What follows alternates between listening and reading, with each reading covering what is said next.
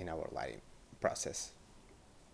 So now that we have our predominant light, we have our ambient light, um, we're gonna go around the map and start placing these. I call them fog lights. I don't really have like a correct term for them, but every single one of these lit up windows, I think they look really good if they have like a little bloom around them, little aura around them, and we can use Source 2's fog system for that. They can have a very very low brightness. You can even turn off the color contribution and just have lighting in them. And I did use these on my daytime map too. So I'm switching to my daytime map version here, and let me show you. Yeah, so you can barely see it. You see it a lot better in the game, but I basically have a brightness of 1 and a very very low fog contribution. It just makes the atmosphere look kind of thicker. It adds like a volumetric sort of I don't know what's the term. Like you see here, like you can actually like you see how it starts adding like these little pockets of volume, pockets of fog. Yeah, like that. You need to be a little bit careful because it does seem to light up the bushes. I need to do a test bake, but I do not believe that this happens in games. So this might be a VRAD 2. This might be basically an effect that only happens in editor. So, so there's a lot of moonlight hitting this area here. So I think it makes sense to add like a little fog light here, with some very bluish, whitish kind of like hue to it.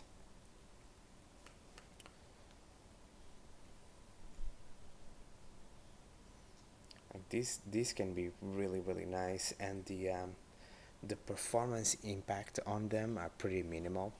And something that I like to do as well, like on the beneath the transform, you can just type fog light or whatever you want, and make sure that these lights belong to the same category. Yeah, you can turn off render diffuse for these guys if you want to. So I'm basically copying these values. You should obviously turn off indirect light multiplier. You do not want these fog lights to give off bounce light in your map. These basically only exist to give a denser look to the atmosphere. That's why I turn off render diffuse. No indirect light multiplier, so we're only gonna be mucking around with color, brightness, range, and the value for the fog. And I have this set to bake and no shadows. So right now I'm using 0.5, sorry, 0.4 for the fog contribution strength. It depends on the map.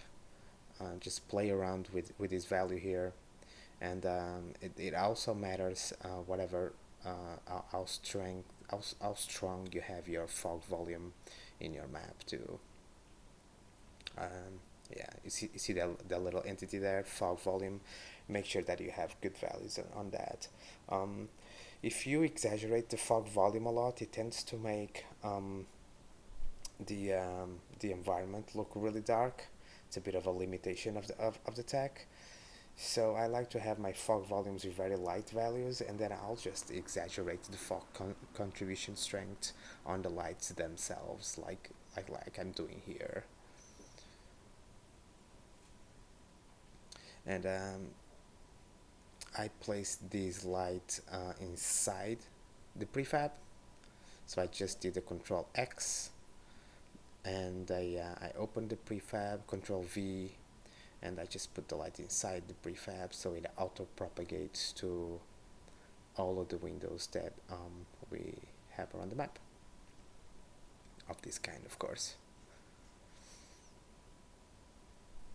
Let me move this guy here. It makes sense that it sits It sits around the area where the moon hits it the most.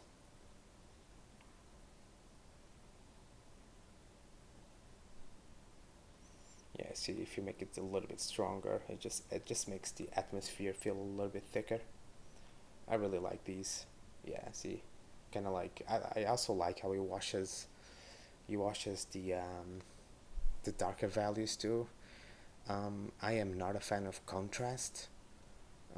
Contrary to popular belief, contrast is rarely good. Like contrast will rarely do you any favors. Um, in the beginning, you might be tempted to really exaggerate the contrast in your scenes, but actually, more often than not, when I'm doing my light passes, I try to make sure that oh, this light is the fog volume doesn't reach that far, so that's why it wasn't working. But I don't think we need one on that spot. And anyway, uh, what was I saying? Shit, I lost my train of thought. Yeah, putting these lights here, these guys here. You can also raise them. Yeah, if you raise them like these, and they look really good when you particularly put them next to walls. Like if a wall is being hit by the moonlight or any other light or sunlight or any other strong directional light, um, you see like you can sort of see like a little light kind of like flying above, and which looks kind of weird. So to kind of like um, avoid having that look, it's always good to have it against something. Yeah, like we can totally put one here.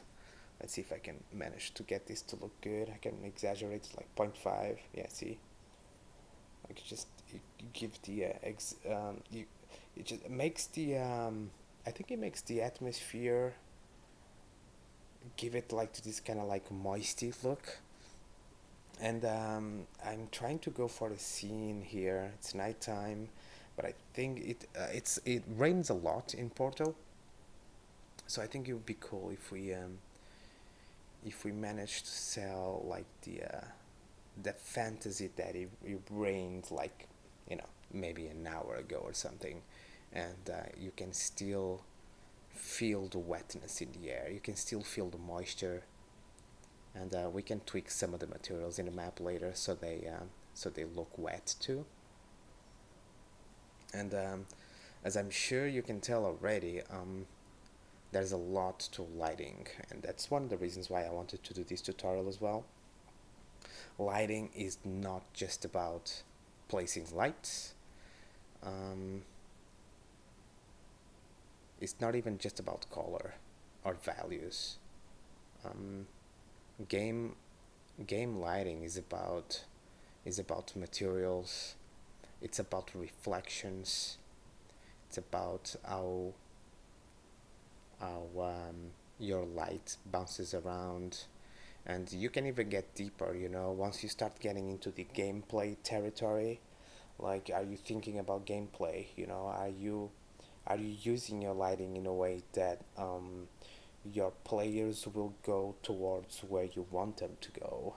Are you using your lighting in the way that your environment doesn't look busy? And because it's always cool to pull colors, pull brightnesses, and values, because if you have too much information, you just tend to have a very busy kind of final look to it. So I'm just rambling here because I'm literally just opening all these prefabs and placing the same light here. It's literally just like a yellowish kind of light. This is not a prefab, so I'll just drop this guy here. Um, so yeah, as I was saying, you should always think about gameplay. You should always think about the impact of how the player will experience your map. And this works for both multiplayer and single player. Obviously, for multiplayer maps, you can't control the flow of the map as well as you can with a single player map.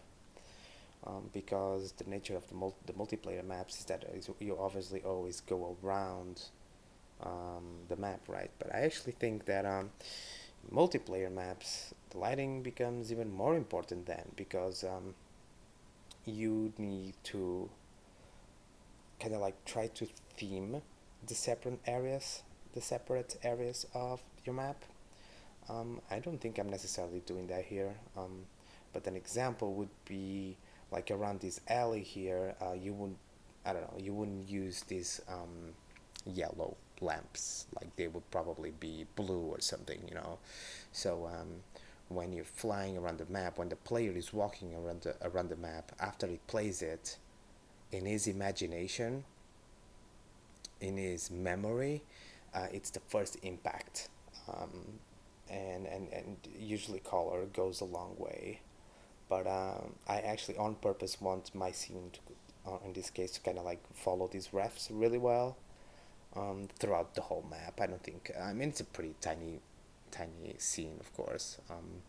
But if these were a bigger map, you can even have a area of your map with no lights, for instance, with just the moonlight, and to try and experiment with bigger bounce from the moonlight, for instance, or have a street or an area with no lamps, but the predominant light comes from only the windows, you know, just or from like signs coming from shops and stuff like that. You can always try to be original with your light sources.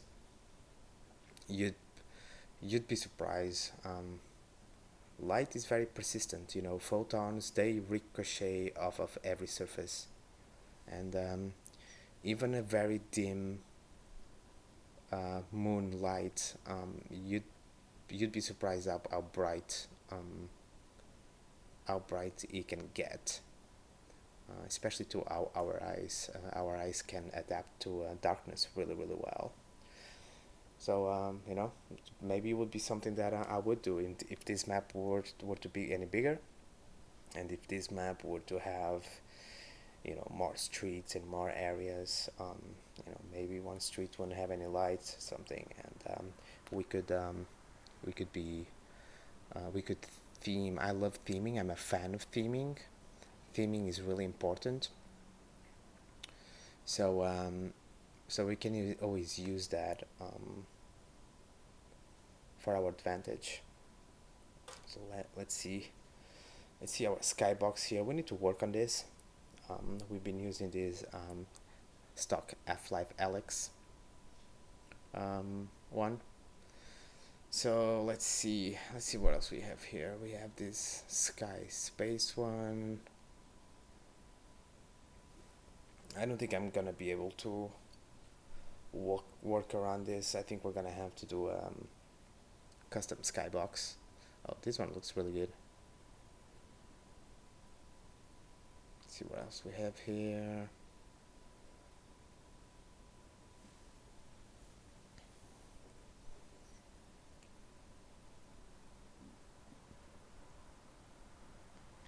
By the way, I called it Skybox. I probably wanted to say sky material.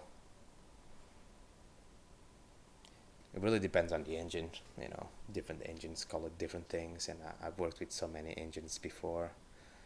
So I apologize if I sometimes use different terms that don't exactly match what you see here. Like light omni is what this engine calls it. Other engines call it point lights, for instance. Um, some engines call it spotlights, and others call it frustum lights. It just varies, but it's basically the same thing. So let's see here. I think I'm gonna try and export this guy, and I can run you through the process. So I use VRF. It's a free tool that you can use to unpack the it's basically serves to resource viewer, and you can unpack the game's textures. And I want to start with a good foundation here. I want to definitely want to change. I'm basically looking for a skybox that I can use from as like my base texture, and I think I'm gonna add some stars to it or something. So let's see here. Yeah, this is it. Tanker yard. Yeah, it's 6 megs, so it sounds about right. These guys get pretty big. I think they're 4Ks, maybe 2Ks. So let me just export that.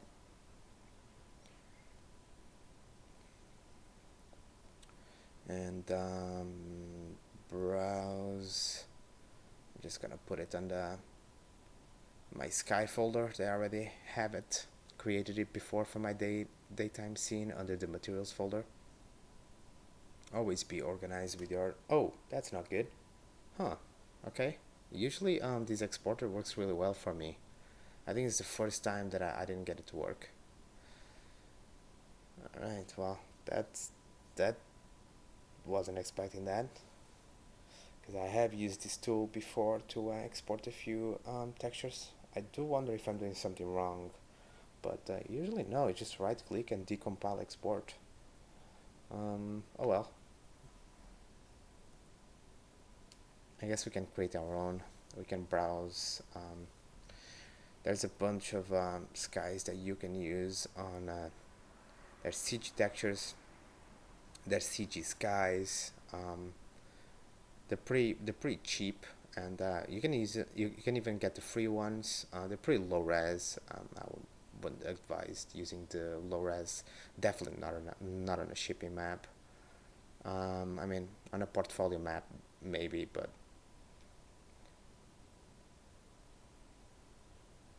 yeah, this is the Skybox that I did for my daytime. So I'm just studying what I did for the material here. So you click create a new one, click the shaders button, and you want to look for the sky. There you go. Accept. So there's not much you can do with this shader. The only control you have is over the brightness, the exposure brightness. So and you can obviously import your custom sky material texture, which is what we're gonna be doing. So this is the guide that I did for the daytime version. I basically just grabbed a blue sky, and I went on the internet and I found some photos of Porto's skyline, and I basically just pasted it on here. So for the sake of time, I fast forward here, and I basically did the same process. I got a nighttime nighttime's 3D skybox. Sorry, not 3D skybox. A sky texture, and I've added some stars to it. I do not think I want to add a skyline like I did for the night version, but there is some light pollution in there. Yeah, see, it starts getting yellow in the background. I like how strong the moon looks. It does explain why the moonlight is so strong in the map too. So I kind of like it nice and strong. I painted some skies. It's basically just some white dots in there. And within the material editor, by the way, this shader does allow you to tweak the exposure bias. So exporting and importing these textures, these 32-bit textures, takes a while, of course. I mean, the editor just hangs for a minute there. So if you just want to do some slight brightness tweaks to it, just do it in the material, man. Like don't worry about like doing always the back and forth. Like this works really well. So this basically is the same as you adding exposure control layer into Photoshop. Like it actually increases and decreases the exposure, especially if you are sourcing, especially if your sky is sourced from a 32-bit actual sky, which is kind of nice. Works really well. So my moon has a brightness of 1, So, like I said before, always make sure that your light environment look has exactly the same values as your 3D sky map. So we're gonna be tweaking our env cube map fog entity here and bringing up a cube map texture. We can also alter our own cube map textures, but the Half Life Alyx comes with a bunch of them. I'm sure we're gonna be able to find one that satisfies our fog needs. Oh, this is kind of nice. It's kind of nice. It's strong right now, of course, but hmm, I do like the idea of having a warmer, kind of like light polluted right side of the bridge and colder tones and brighter tones towards the left side of the bridge because the moon is right on top of it. So yeah, I mean, accidentally, this cube map texture from Half Life Alyx actually works really well in our favor here. I think we if we tweak the parameters correctly, we might be able to get something out of it.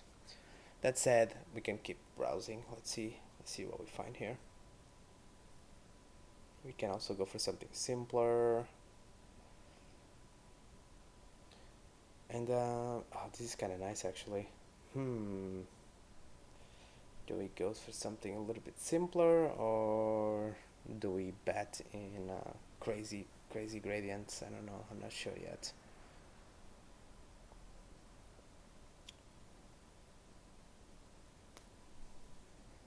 I think this bridge is looking really dead. By the way, this looks like a blackout just happened, and there's no energy anywhere, or some sort of zombie apocalypse. So I think it might be justifiable for us to go in there and liven up the background. Even though the backdrop is not a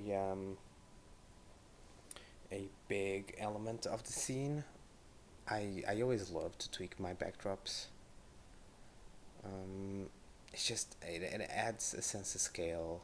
It it just makes the map look, because look, at the end of the day, the player is playing in a very claustrophobic area, right? It's just like you model these buildings and these walls around you, and you know it's all fake, right? And like we need to use all of these techniques to kind of like let people believe that there's more to it than just these walls and these buildings and these props, right? And backdrops, I mean, backdrops are some of the most powerful things you can do. Backdrops, and they're surprisingly, I'm not gonna say they're easy to make, but obviously a backdrop doesn't need to be as detailed as a one of these foreground buildings here, of course, right? Like this bridge here, like I'm not gonna show you the geometry because I'm almost ashamed of it. Like I modeled this in a couple hours. This bridge is really rough. Like you just you model one beam and you copy. That's basically what it is. And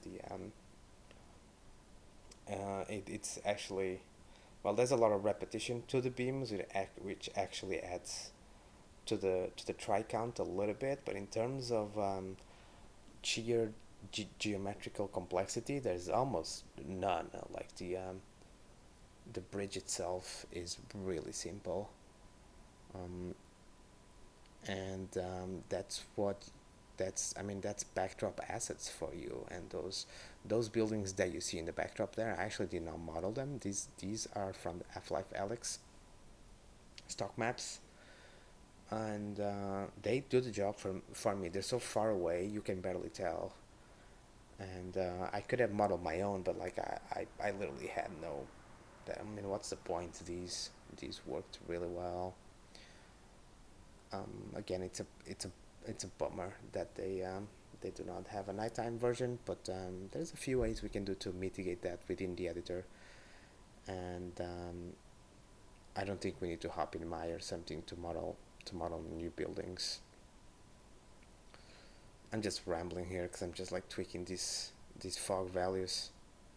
um, I know it's not very fun to kind of like look at someone just tweaking values, but I mean, the reality of it, guys, like a lot of this is like, okay, I have this entity called fog controller, right? What does it do? It adds a nice gradient into my scene and into my background. All right, awesome. I know that.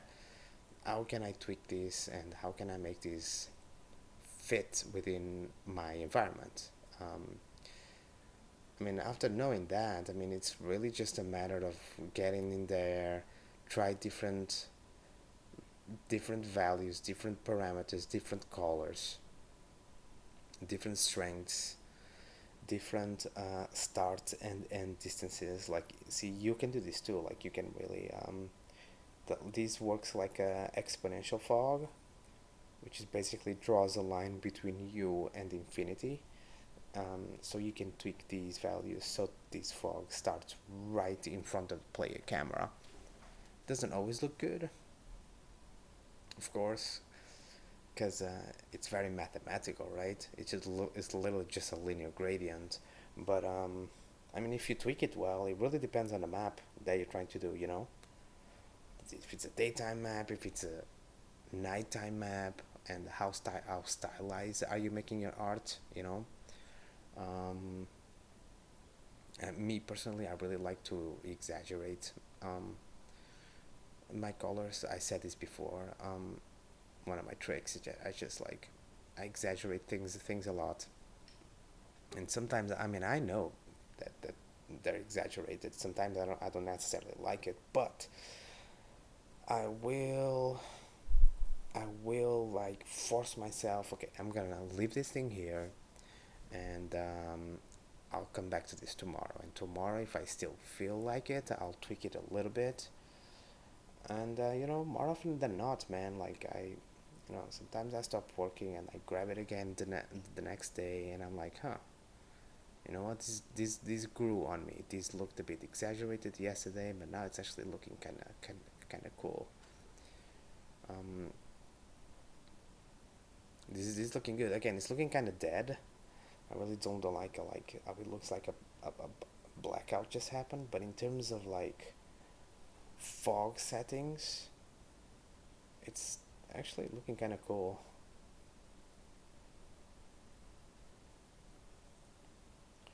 Let's see here. How can I tweak this guy?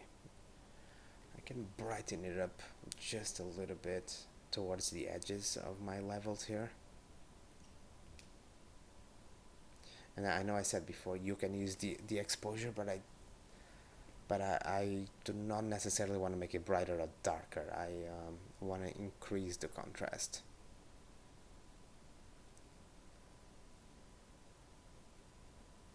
Save as open EXR. Press OK. This thing always hangs for a minute here, at least on my computer. I don't necessarily have an old computer, but I mean these textures are fucking gigantic. They get really big. And boom. Wait, did that work? Sometimes it takes a minute. Yeah, that worked. Alright. We're getting very close, guys. I think we just need to work on that, on the fact that the backdrop looks dead. We cannot let that slide. But other than that, we're getting very, very close here.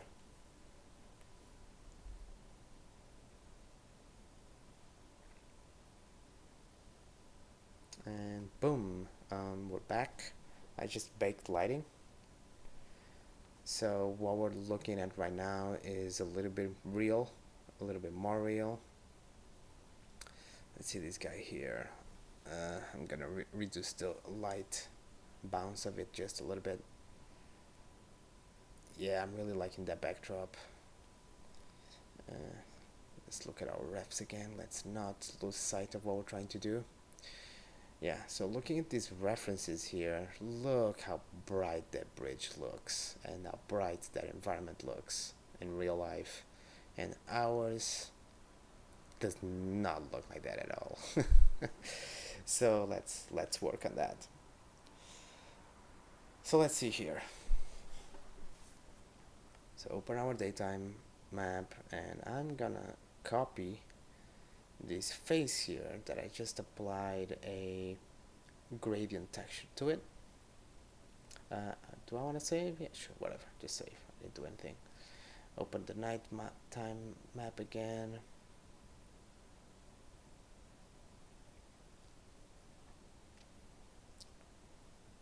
And paste. There you go.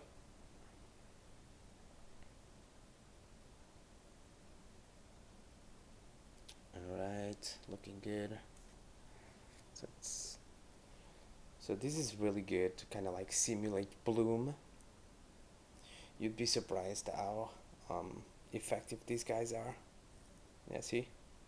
And look at that. It looks like there's like some light pollution on the background there. And you can do a lot with these guys. You can mimic anything with this. It's a really cool trick that I've used a lot in the past in other engines too. And with the source engine is even more powerful, man, because you have that alpha and color parameters there. So man, you can colorize these. You can make it a little bit more opaque, a little bit less opaque. I mean, the control that you have in this engine is it's just fucking bananas, man. I love it. So I can saturate it a little bit more. I didn't model the whole bridge, and I don't like how you can sort of see how the bridge just ends there. That's what you get for being lazy. So now I kind of try and get to hide it. Try to hide it. So put this guy here. So let's start adding some light pollution. So obviously that's the material, but by the way, materials effects intro gradient circle additive. That's from Half Life Alyx. So you do not need to make your own. You can just use that guy. Look at that. Already looks like there's like light coming from those buildings. And by the way, this is using an additive shader, which is incredibly cheap. Yeah, see, it's pretty believable. It just adds some really nice gradients. Yeah. So now we just need to add a thousand of these now around, and again they are very cheap. At least from the other engines that I have worked with before, you can use a lot of these. They all they overdraw really cheaply. So this is not like opacity at all. Like additive shaders are really awesome, dude. Especially on night scenes. These guys are a lot of fun to just grab and go to town with these. You know, you can simulate little glowy street lights, building lights, which is like your smallest detail, right? Um, say there's like a street light here. Let's just press tab on this so I can move it in its pivot. Let me saturate it a little bit more. Yeah, see, that just looks like there's like a strong street light here. Let's see. Really want to try and make this nice and saturated. Like looking at those refs, the lights there are really yellow. So I'm just gonna copy a bunch of them. Whoops. Again. Go. Behind the tree or in front of the tree? What do you guys think?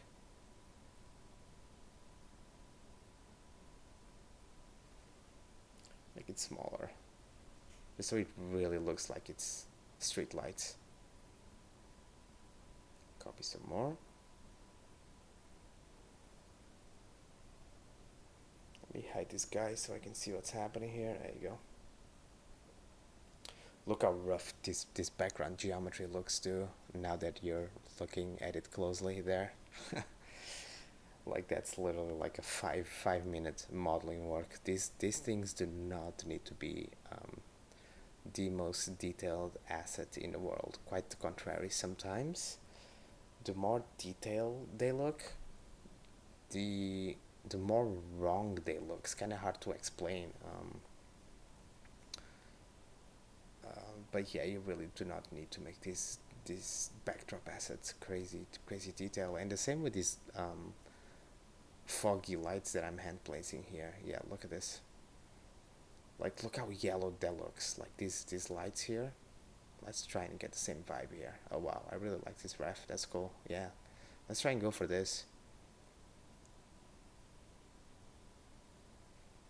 I wish the center of the material was a little bit brighter, almost like it goes to almost white, but that would require me to create a new material and texture and go to Photoshop, and like I said before, I'm lazy. Hey, don't blame me. I just like to have fun with this, man. This is dope. I really like how this glow works behind the trees, but we'll see. What do we prefer here? It just adds depth, right? Like it just feels like there's depth to it.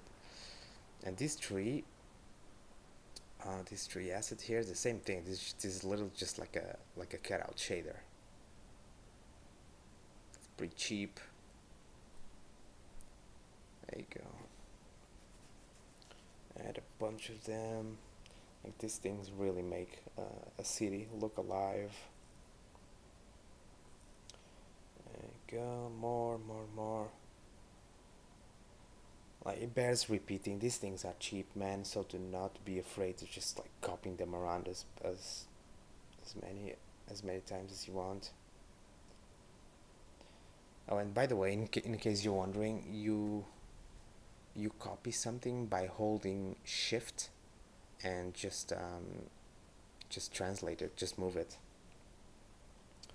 and then it just copies it. If you have experience with Unreal Engine, it's the same thing as holding Alt in Unreal Engine and moving an asset. I think it's Alt. Pretty sure it's Alt. Yeah. So in this engine it's Shift. So just press Shift and move it, and you'll copy the asset, whatever that asset is.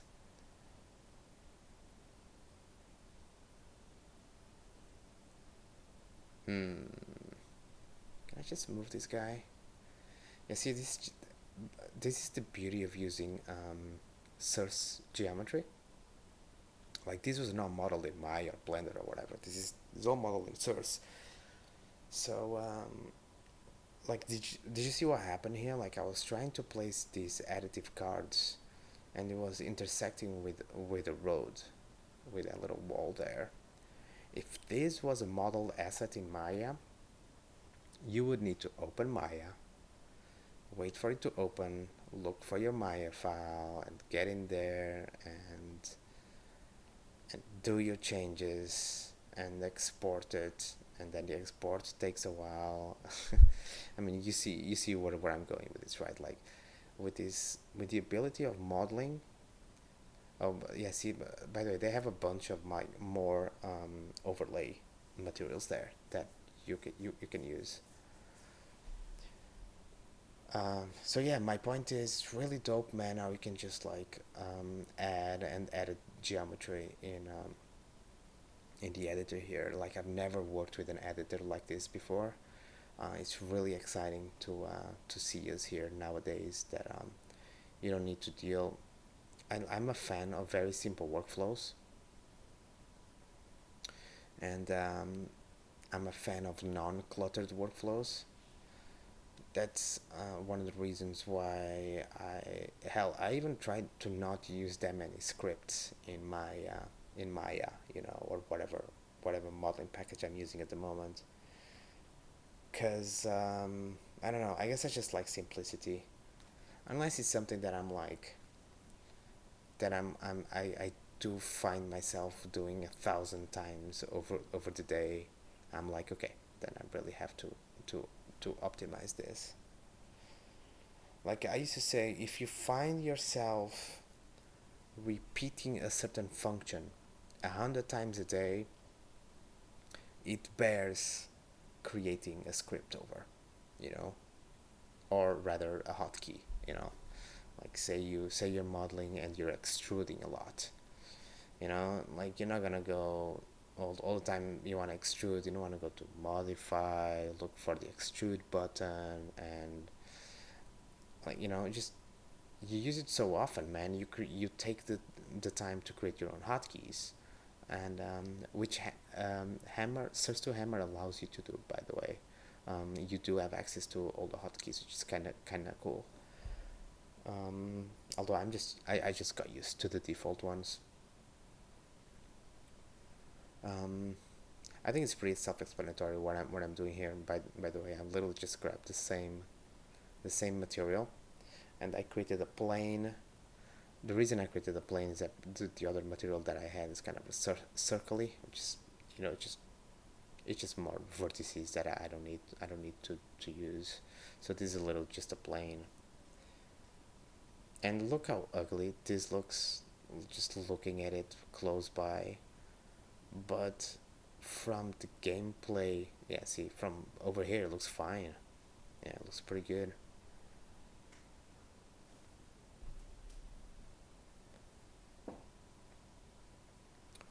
So it's pretty time intensive, but it's less time than having to to model these night buildings, these buildings to make like a night version and a night version material or something. And by using this workflow, you can actually be, because it's a very unique workflow, right? Like some windows can be off, others can be on. So I know it's kind of a crazy workflow, but every now and again, dude, crazy is good. You know, every now and again, you're like, yes, this is time intensive, but I'm feeling it. I think this can work. Like I'm literally just making shit up here. Like I literally just, I was like, huh, I wonder how it look like if I just apply these guys to the windows. And you know what? I don't hate it. I think it can work. Hopefully. If it doesn't, man, what's the worst that can happen? You wasted 20 minutes of your time. I'm sure you wasted 20 minutes of your time in worse things, huh? There you go. I'll put some more windows here. Yeah, I really love these additive planes. For backdrops, I use this all the time, and even in daytime maps. In fact, I just opened the daytime version of my original Porto map to grab this guy from, because I used it to mimic like the bloom from the sun. My HDR Skybox was not giving me the punch that I wanted. It was not going bright enough, so I just put this guy there, and just it does the job that I need, and no one is none the wiser. And that is like, it's literally just a plane with an additive gradient in there. All right, so I guess we can be here all night, right? But you get the point of this by now. Yeah, you know, it's, you put some music on, and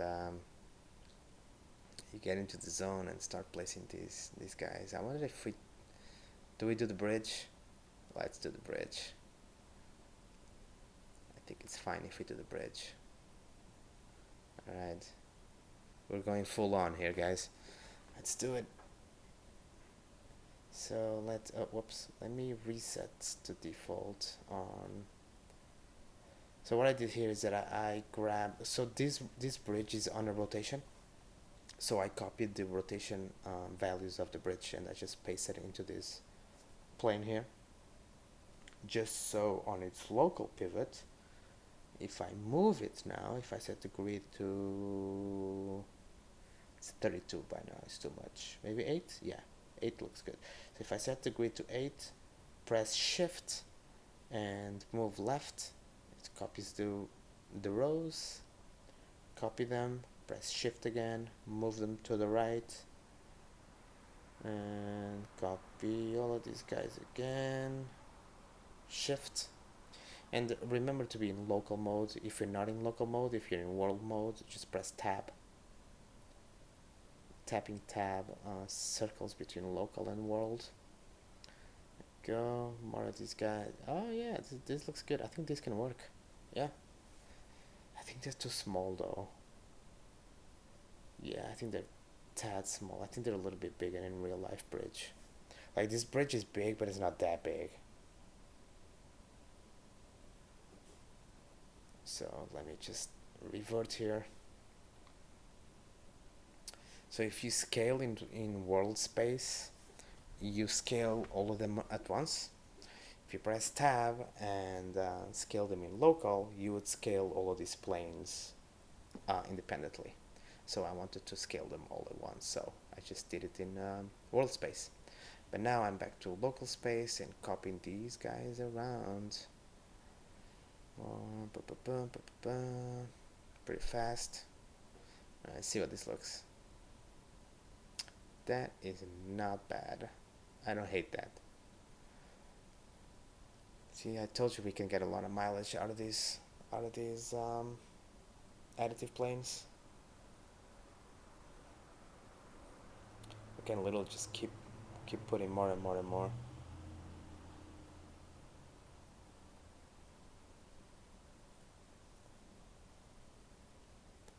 Gonna grab a light, because notice how there's some lights there.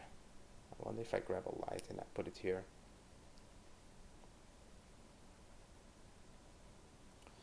And by the way, if you do work on your own 3D Skybox map, because in search engine the 3D Skybox maps, the 3D Skybox exists in a separate map. Do make sure you read the documentation, because these maps need to be, I believe it's 1/16 of the scale. Do not necessarily quote me on that, because I forgot. So definitely check the documentation. These maps are pretty tiny in terms of scale, but search engine does all the necessary mathematical stuff behind it to kind of like for it to look good within the game. So I'm just putting some lights here, just trying to light up the interior of the bridge, just like that ref we were working on. I should have copied the world space. Well, oh, this doesn't look too bad. I don't hate that. I think this can work actually. It's kind of busy, but hey, it's busy in the real life one too. So do I turn on shadows? It looks even busier with the shadows on. Damn, I don't know what to do.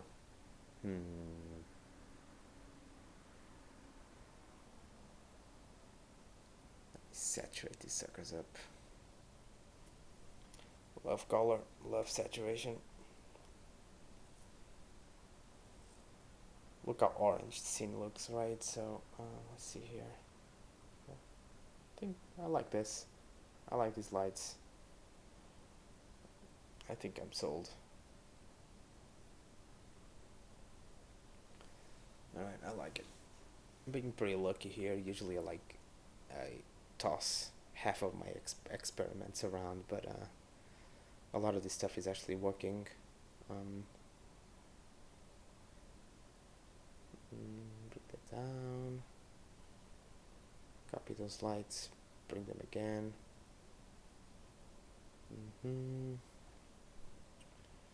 this guy, I'm gonna turn shadows on them too, and bring them here.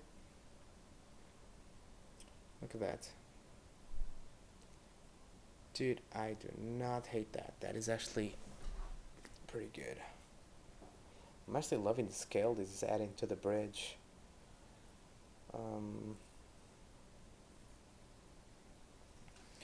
Yeah, adding more lights here. I need to make sure they're on the same level. At least eyeball it. There you go. Alright.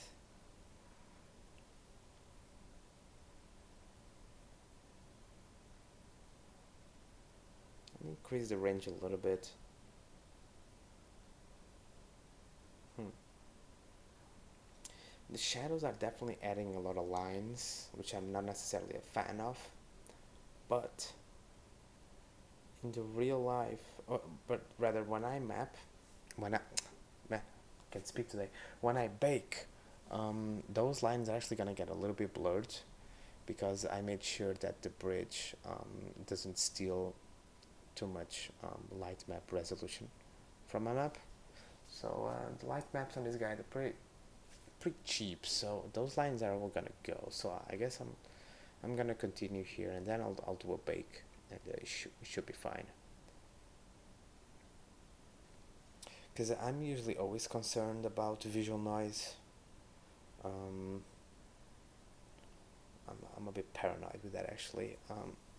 Visual noise is your one of your biggest enemies as an environment artist or lighting artist in this case,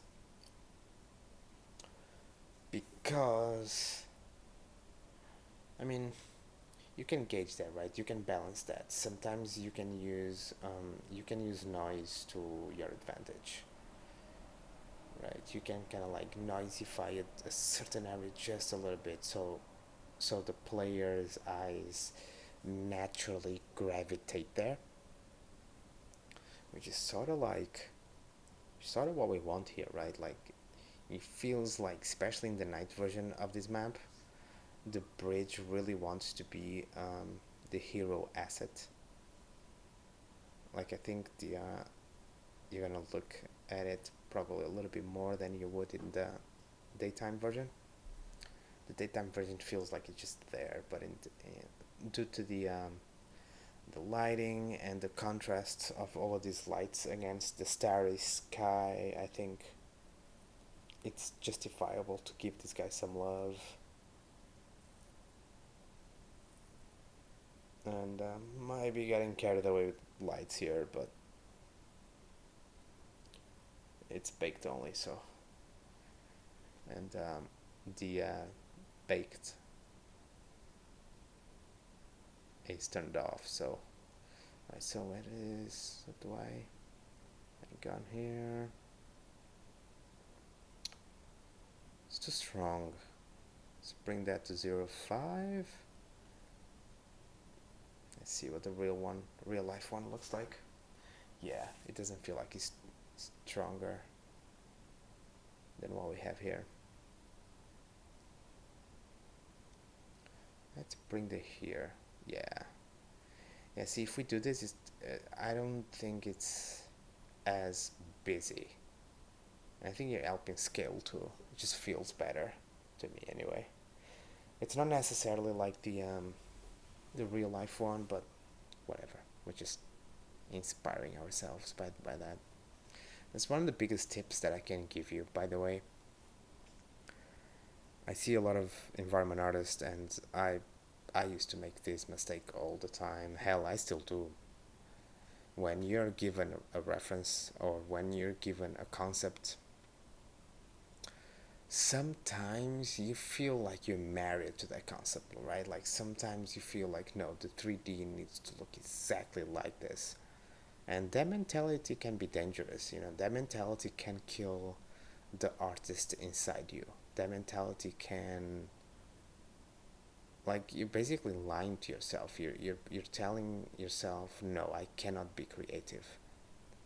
I forbid myself to fuck around with a few values or to think out of the box, because no, I have my goal and it needs to look exactly like this. Look, game development, man, is one big hack. You know, this is all hacks. You know, there's no such thing as omni lights in real life, whatever. You know, like we're just like these are all just tools that once you learn your tools, you just use them to your advantage. Um, and and more often than not, when you're creative with these things, I think art shines the best when, sure, it definitely it definitely gets inspiration from something, but it feels really special when it just tries to go its own way just a little bit, you know?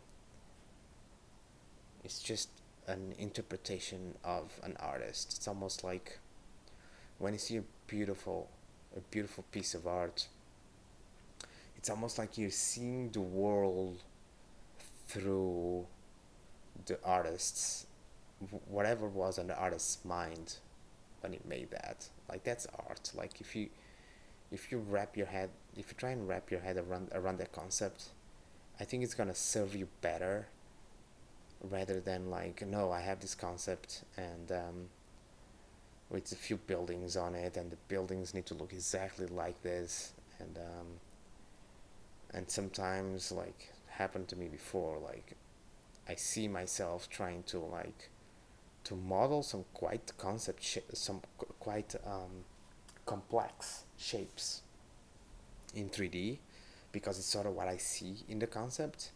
But I'm like, dude, what the fuck am I doing? Like, if I just like do a little bevel here and there, or whatever, I can't really think of a specific example, but like if I just do this instead, that I can do in 5 minutes.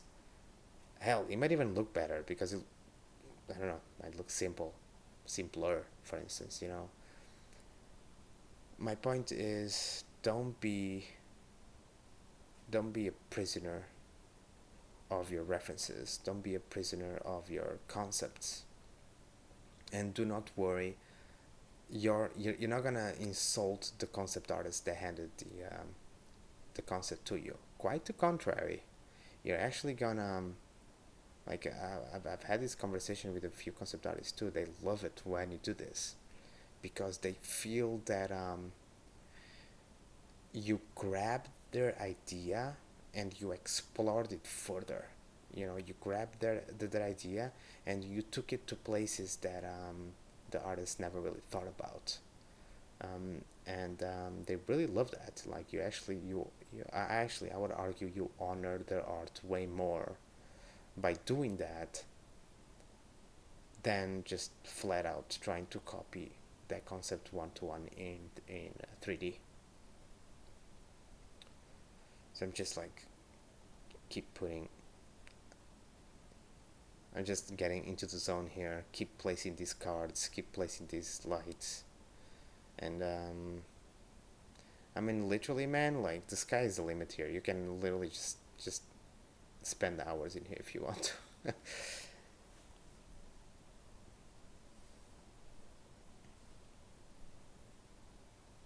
Notice how I keep saving and doing Control Tab and going back to the map, and I am keeping the camera more or less to the best of my abilities of how the player will see it. And I cannot stress that enough. If the player can't see it, then what the fuck are you doing modeling it or texturing it or whatever, right? Um, you know what they say about the client is always right. Well, the player is always right in regards to, like, you focus your time. Look, time is our most precious commodity in life, right? I mean, if you spend an hour in something, that hour is gone forever. You're never gonna get it back. If you spend $1 in something, you can make that dollar back, right? Time, though, that's it. That's gone. So I think it's really important to be smart where you spend your time. Like, I'm sure you noticed already, I am not placing none of these lights on the other side of the bridge, right? Like, why the fuck would I do that? The player never sees it. And I know it sounds kind of obvious when I bring it up, but you'd be surprised. I mean, me personally, I made that mistake 1,000 times, because, like, you're rotating around an object. You're almost like seeing the world through a tube, and like just you're seeing that asset, you're seeing that prop that you're working on, you're seeing that building that you're working on, and sometimes you forget, wait, how is the player how is the player going to experience this? How is the player gonna see this? And the great thing about search engine actually is that I don't think I mentioned this before yet, but this whole scene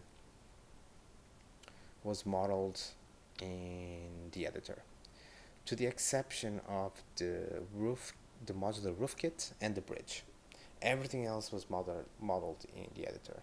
So the awesome thing about that is that you can model in a space that is much closer to how the player will experience it, right? Because you can just like, while you're modeling it, you can just quickly bring the camera down to the ground exactly how the player is gonna see it. So you're like, okay, I see it. Like, so your concept of your mental concept of scale is a lot truer to reality than you would get from like modeling something in Maya or whatever modeling package you like to use.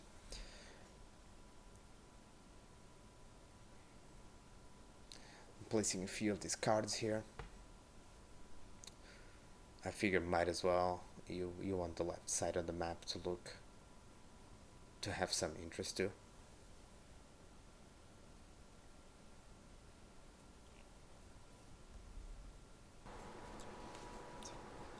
So keep copying at them.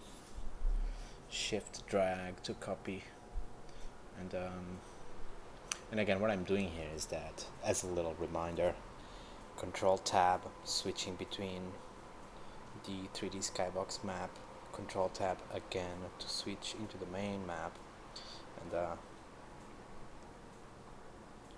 and again, like I said before, it's a really cool workflow, man, because when you Control Tab into this map here, into the main map, it retains the camera, so you can like work in one map and boom, like quickly hop into the other one, and you see exactly how the player will see.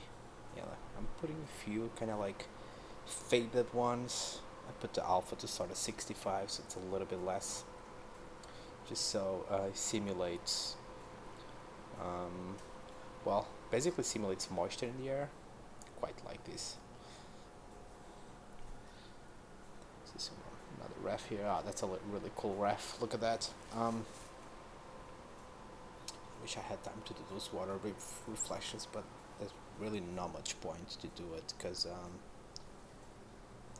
you don't really get to see it in the map. You gotta pick your battles. I mean, I see a little bit of the water, but I really just have like a temp material that I don't think you need much more. Pick your battles, you know. I think it's much wiser to kind of like spend time on this bridge here, which again like became much more of a POI in this night version of the map. Actually, it's kind of cool, I guess. Makes it different from the daytime version. So let me see here. Do I turn off shadows on this guy? I'm not sure about the long streaky shadows this point light is creating here. So maybe I reduce the brightness a little bit, turn the shadows off, and reduce the range. The range might be too long. See what this looks like. And again, I know I said this a thousand times, but if you save it and double click away from the prefab, it'll auto propagate. I really love this system, man. It's really powerful. I just love tools that saves me time. You know, time is precious, and I love tools that just allow me to do stuff once. And that's it.